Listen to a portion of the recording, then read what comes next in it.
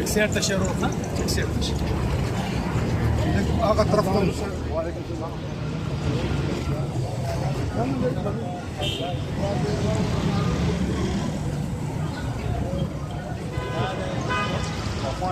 خو بله نالۍ شته که او چې دا غټ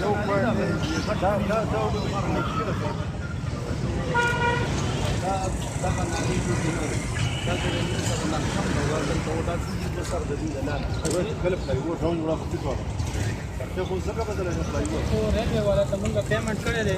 هغوی به په دې ځای باندې کلوټ ورکوي دې ځای به پیل کلوټ او دا اوسېدي کوم دی دا